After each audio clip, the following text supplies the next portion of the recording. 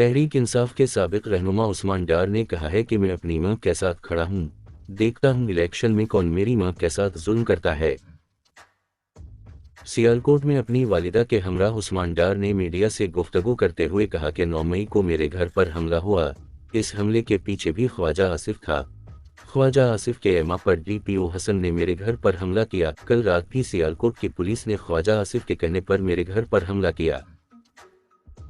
عثمان ڈار نے chief election commissioner کو مخاطب کرتے ہوئے کہا کہ سیالکوٹ کی عوام آپ کی طرف دیکھ رہی ہے۔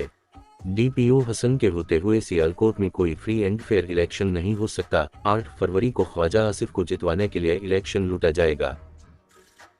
عثمان ڈار نے کہا کہ میں چیف جسٹس پاکستان سے اپیل کرتا ہوں کہ میری ماں بار بار عدالتوں سے انصاف مانگتی رہی ہے مگر میری ماں کو انصاف نہیں ملا۔